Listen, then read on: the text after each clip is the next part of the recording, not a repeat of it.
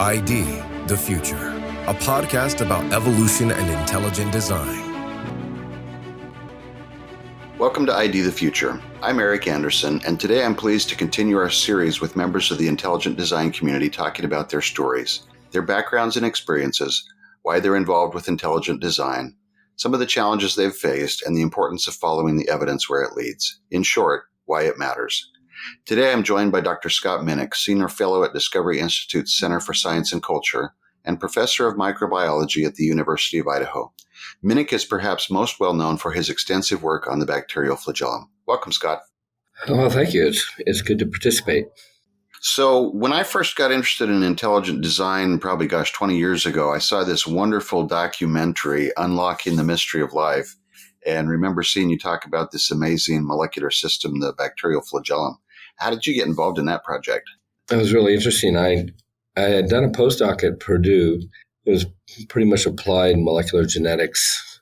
I had cloned the Bacillus thuringiensis delta toxin gene, which is the Bt toxin that was in Monsanto put into plants, and took a job in industry, but really didn't like it. I had collaborated with a friend at Purdue on detection of Yersinia, and that involved identifying flagellum structures that are pretty unique that we could use antibodies for, and it kind of intrigued me.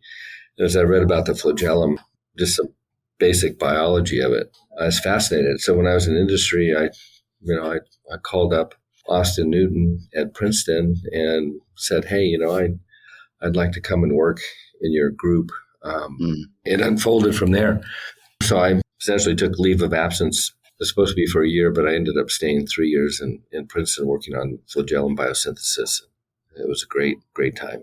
Yeah, that sounds great. And then how did you get involved with Unlocking the Mystery? Did they just contact you somehow and ask you to do an interview? Or when I came to Idaho as a faculty position, there was a former chair of physics, Larry Johnston, who had been in the Manhattan Project, came out of Berkeley. He was a student of Louis Alvarez, and he was retiring and interested in biology. And so we kind of formed a study group, and he kept saying, "What's going on with this intelligent design area?" And so I started reading that, looking into that, and found that Steve Meyer was on faculty at Whitworth College up in Spokane. So we made contact, and the documentary came out of that. Okay. Out of that relationship. Yeah, great. Well, I want to circle back to your work in a few minutes, but first of all, just wanted to share how much I've appreciated your work over the years and the careful and meticulous approach you've taken as you've addressed key claims, including those from the long-term evolutionary experiment. So on behalf of all of us, really appreciate everything you've done. Oh, thanks. So, Scott, take us back to the beginning, as it were. Where were you born? Where did you grow up? I was born in Honolulu. Oh, very nice. Before Hawaii. Somebody's got to do it, right? Before Hawaii. Yeah, before Hawaii was a state. My father was an Air Force pilot, West Pointer, the whole 9 yards. And so I grew up in the military, and we moved all over, time in Europe and East Coast, mostly in Virginia, Northern Virginia. Okay, so this is post-World War II. You're in Honolulu, or your folks are there? And yeah, both my brother and I were born in Honolulu. I was born in 1952 and stayed 6 months before he was transferred to the D.C. area. Okay. All right. And is your brother older or younger? Or? He's 18 months older. Okay. And just the two of you, right? I have a younger sister. Oh, okay. So she was in microbiology as well, although now she's, I think, kind of retired from that. But okay. Has been very active. Yeah. So when you're growing up, would you say your parents were kind of more religious or more secular in their leanings? What was your kind of as you grew up in that sense? I think they were. I would class them as agnostic. They would take us to church, my brother and I, and they would go sometimes, depended on where we were. But I had that history. In fact, for a while in high school, I was the only one in my family that went to church. No one else did. So yeah. Okay. I was kind of searching. I wasn't a believer, or I didn't understand what that meant. But yeah, we had a history, a tradition of the Episcopal Church. Okay, great. So as you're in high school and you're kind of growing up, when did you first realize you're fascinated with science, or did that come at a later time? I mean, I always enjoyed chemistry and biology in high school, Mm-hmm. but I had planned to go into the military. This was in the 60s. And my brother, when I was a sophomore, my brother went to Annapolis, and I thought I would go to West Point. And it was in the middle of the Vietnam War, and my father came home from the Pentagon, when Johnson stopped the bombing of North Vietnam, and said, find something else to do. I don't want you going to West Point. And that just threw me for a loop. So I went 180 degrees. I was more interested in history and social science and just the whole, culture of the 60s, and got caught up in that. Okay. Didn't make it out here to Berkeley, did you? I actually did. I mean, that was kind of a changing point for me. When I was a freshman at Washington State University, there were a group of us that hitchhiked down to San Francisco for an anti-war march. Sure. And sounds like you've got some commiserating you could do with Jonathan Wells there, and some of his experiences at Berkeley, San Francisco. Yeah. That's great. Okay, so you're in. All right, so you decide not going to West Point. You're going to do something else. So what did you study when you? I was kind of a free agent. Mm-hmm. I was, I actually would sign up for. I signed up for a 400 level sociology class and Black Revolutionary studies, and Mm-hmm. Really enjoyed that. But at the same time, I was required to take chemistry, and I took microbiology my first semester because my roommate was taking it, and I figured I'd just get the notes from him, and and that was the embarrassment. The only course I didn't do well in my entire career is Intro to Microbiology, because I never went. Yeah. But I think it was interesting when I got I had a 69% in this class. Mm. I had a D. I had straight A's, everything else. I went to the professor and knocked on his door. He was sitting at his desk, reading something, and he looked over his glasses, and he said, "What can I do for you?" And I said, "Well, I'm not a science major. I got a 69% in your class. It's kind of dinged my GPA. What can I do?" And he just said, "Get the hell out of my office." Oh, wow. And that made me so mad that I thought, okay, I'll retake this class and I'll do well. I'll go to it. But by the time I retook it, I had taken the second semester of chemistry, and there was a biochemist by the name of Ralph Yount at WSU that gave a section on molecular biology focused on the lac operon of E. coli and lambda-phage. And, Oh, wow. it was a short introduction to molecular biology, and it blew me away. I thought, man, I want to do that, And so I started looking around, well, how do you work on this stuff? And at the time, E. coli was a paradigm. Yeah. And so when I went back into microbiology, I went in, off the deep end and never looked back. I was just intrigued by the whole process of organisms, even the simplest organisms, and understanding their physiology and their genetics. And here I am over 50 years later and still intrigued. What was it that intrigued you? I mean, was it the realization that there's controls or there's a systematic That's it, exactly. thing? Or yeah, I mean, I enjoyed biology and natural history, but this was decision making on the part. How does a virus decide whether to incorporate into the chromosome of its host or just replicate and get out? And all the control levels and feedbacks that were going on. This was really a biology that you could start parsing apart, make a mutant, see what the effect was. And it really brought it out of a mindset that I had that biology was just more descriptive. Mm-hmm. This was mechanistic. Yeah, you can really, I think that was the drawing point. Yeah, sink your teeth in and find out what's actually going on. Yeah. So you're still an undergraduate at this point, or? Yeah. Okay. And then you graduated with, what was your degree in ultimately? It was back in the day, it was in bacteriology and public health. Okay. So. All right. And then did you go to work, or did you go to? Nope. I went on to graduate school, did a master's in microbiology, and then went to Iowa State, did a PhD Mm-hmm. in microbiology, and just postdoc, little stint in industry, and then another postdoc, and then academia. Okay. Where did you do your postdoc work at in both of those times? Well, the first one I did at Purdue, Mm-hmm. and that was a great experience. It was a shift from more applied microbiology than I had been doing to molecular genetics. I was working in Art Aronson's lab. I think he was one of the few postdocs that Francis Crick had. Okay. But he just gave us free reign and great mentor. I really enjoyed it. And you're studying bacteriology at that? We were cloning the Bt toxin gene. That's the one that has been put in plants to control Lepidopteran larvae from feeding on the roots. Oh, this is back so it was the first application with this. Right. Yeah, it was really one of the first applications of recombinant DNA technology to, an applied area in agriculture. Mm-hmm, mm-hmm. Okay, and this is also the time frame when you started hearing about intelligent design, and it's a little bit before that. I was reading some of the literature. I wasn't too intrigued by the, Creation Institute mm-hmm. work, although I followed it. But I thought, as a young Christian, that really from the template of Romans, nature should speak for itself. We don't have to bring in the religious component. And I just wanted to hear the science aspect of it. Yeah.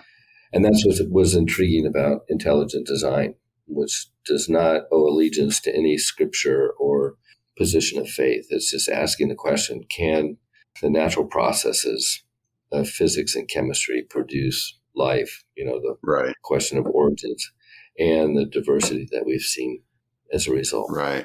Okay. And then where was your second postdoc at?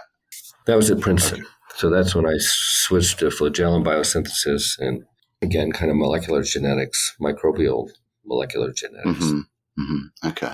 So you're at Princeton, then you come out to University of Idaho. Is that where you came next? I did a year at Tulane as a faculty member. I had grown up a lot in the South, but my wife hadn't, and she just didn't care for New Orleans. It was a pretty rough city back then, and so I think I owed it to her. If she wasn't happy, then she'd followed me all over. She wanted to get back to the Northwest, so okay. There was a position open. I snow applied. and the sleet and the enjoyable weather, right? Instead of New Orleans, right? Okay, awesome. So we kind of skipped that part. Where did you meet your wife at, and how did you guys? We actually met in high school in Northern Virginia. Oh wow! Okay. So I think we were 14. She grew up in the military too, and so that's. And were you kind of interested at that point, or did you come back together later? Yeah. We were interested. I would save up money, and her father was transferred out to Colorado at Fort Carson, and I'd save up money and go out and skiing, and then she was transferred to Germany, and my father was transferred to Germany again. So we just kind of danced around the continents. Yeah. Okay. So you actually saw her in Germany when you were there? Yeah. Oh, okay. Yeah. Wow. Yeah. Wow. Okay. Well, it sounds like it was meant to be. Somebody trying to bring you together over and over here. So do you guys have any children, or? We do. We have 4. We got married in 73. Our first child was born in 77. Mm-hmm. And so they're scattered all over. One in Dallas, one in a daughter in CDC in Atlanta. I have a son in Seattle, and our youngest daughter's in Mexico City. Yeah. Okay.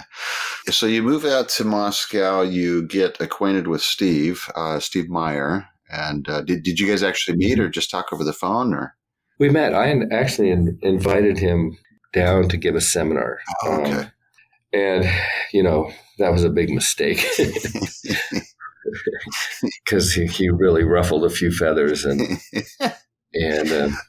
I think there are still people on campus that won't look at me when, opening that door on our campus. Yeah. Well, Steve's such an abrasive guy, right? So, of course, it's hard to find a nicer person. But yeah, so you got some flack from your colleagues there at campus for even having him come and speak, right?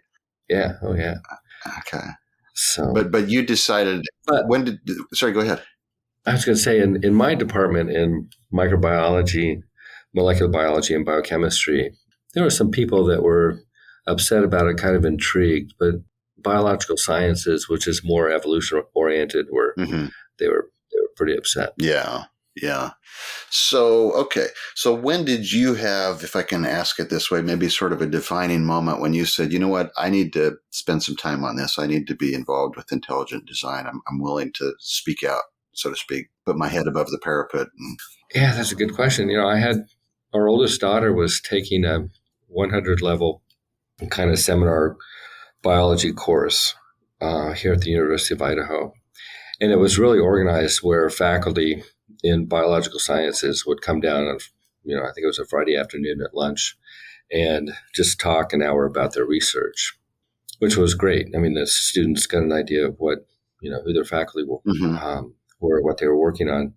But one young faculty, really used his lectern kind of as a pulpit. It was pretty disparaging and pushing his worldview, on the students. And, my daughter told me about this and, I was pretty surprised. So I actually went and talked to this faculty member. I knew him and I said, I think you're kind of out of bounds and, using nature as a template in terms of how we should behave. And I think that's kind of dangerous territory, but we had a good discussion.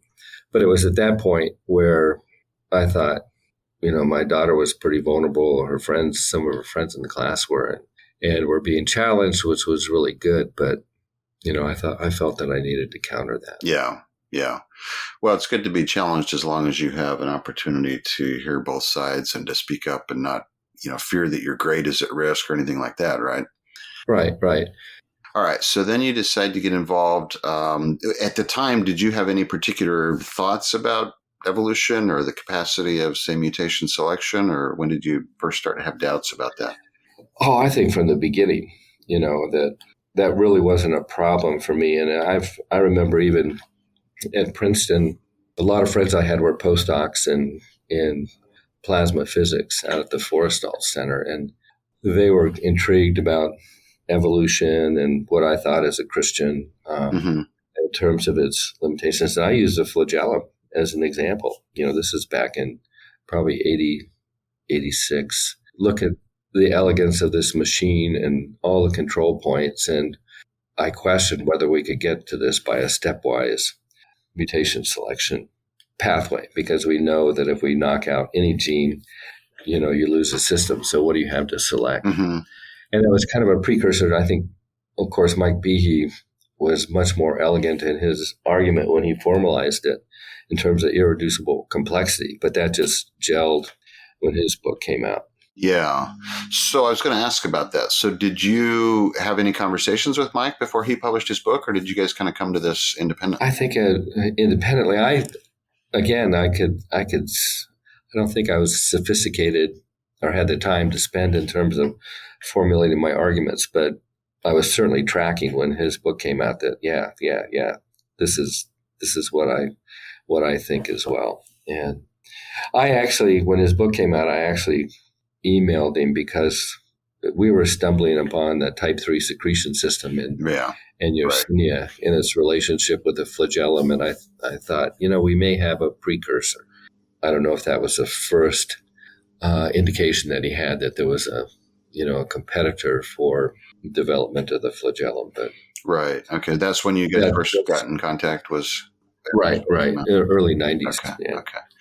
Yeah. And then, I think most of our listeners know, but just tell us briefly, how did that shake out with the claims of the type 3 secretory system as a precursor to the flagellum? Oh, man, that was, there was a whole Dover trial. The flagellum was kind of on trial. And I think Judge Jones kind of bought Ken Miller's argument that the type 3 secretion system was a precursor, although I was saying it can't be. The mutational density of these components of the type 3 are shallower than the flagellum. If anything, it's a degradation product of the flagellum that's been co-opted, but not the other way around. But, that was satisfactory to even some of my colleagues here at the university were teaching in their biology classes that the type 3 secretion system was a precursor of the flagellum, which, we know is wrong. And there was a review article by Shinichi Izawa, and he published in 2009. So this was 4 years after the trial. And I have a copy of it. Let me read this excerpt from the introduction, where, and he's a leader in biophysics of the flagellum, works with a good friend of mine, Kelly Hughes, and they're looking at irreducible complexity. So they're challenging Mike's assertion, but he says in the introduction that suggests that the assembly mechanism for the flagellar structure is universal and that the flagellar machine is essentially the same in all species.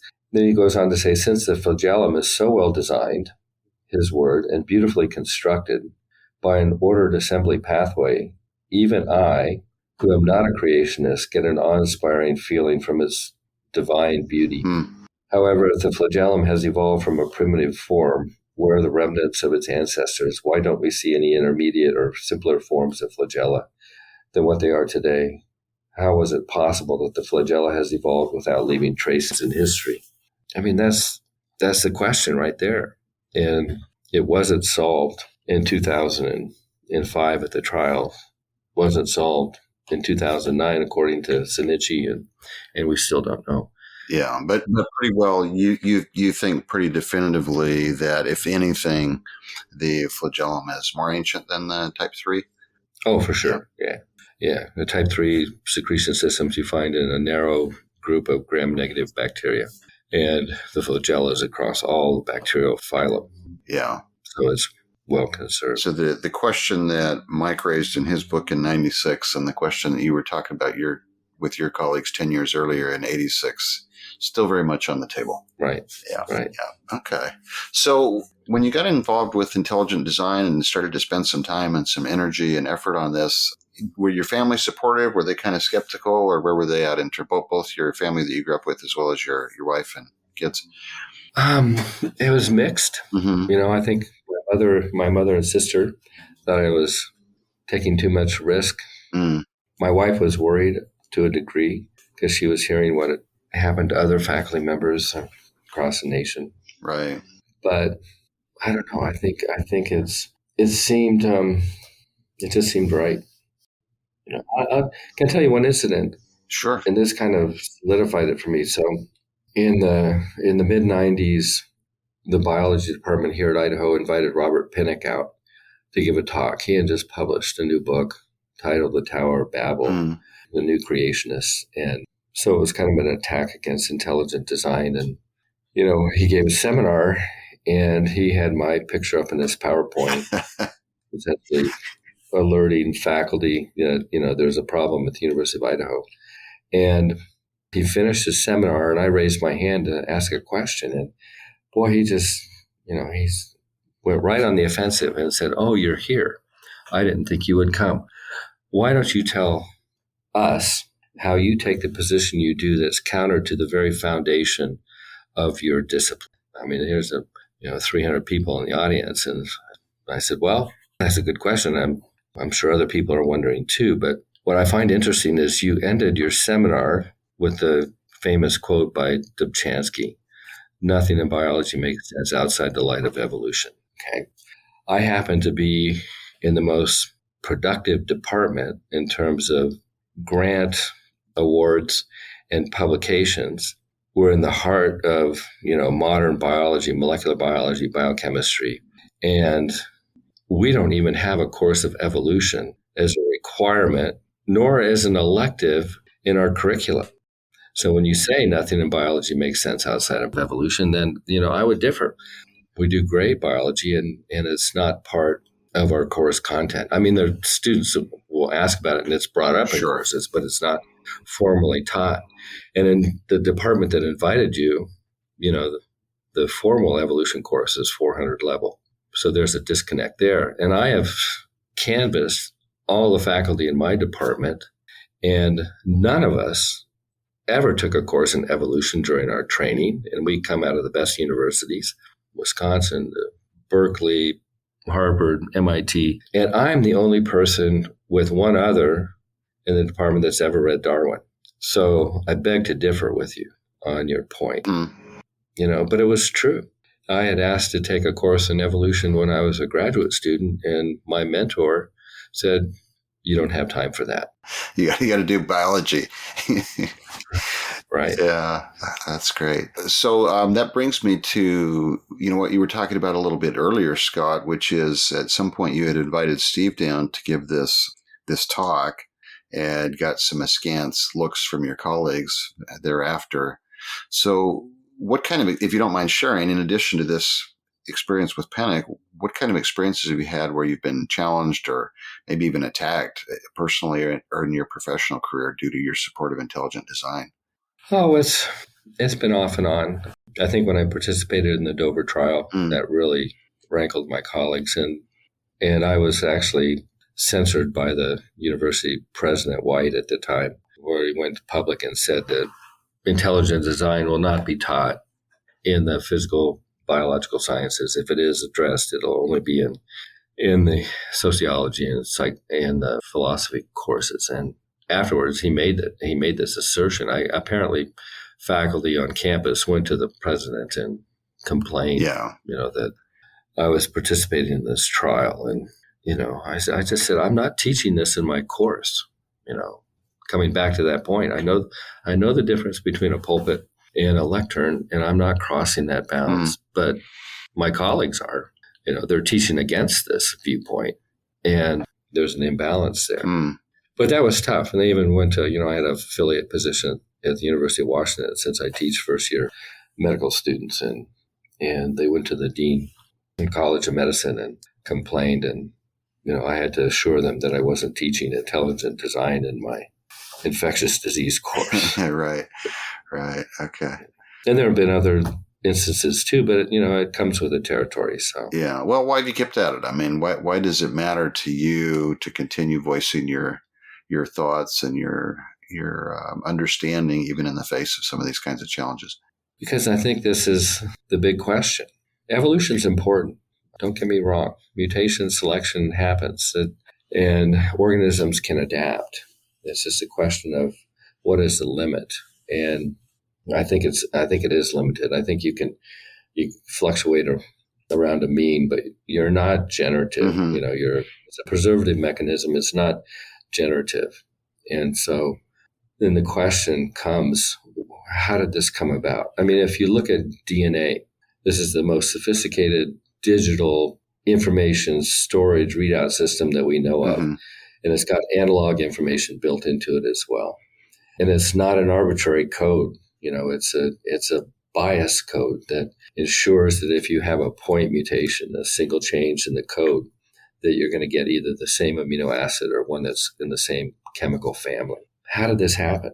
And we know from experience that where you have codes, language, musical scales, mathematical symbols, there's mind behind it. And this is a mother of all codes. It is just mind-blowing. And it's optimized to minimize mutations, the effect of mutations.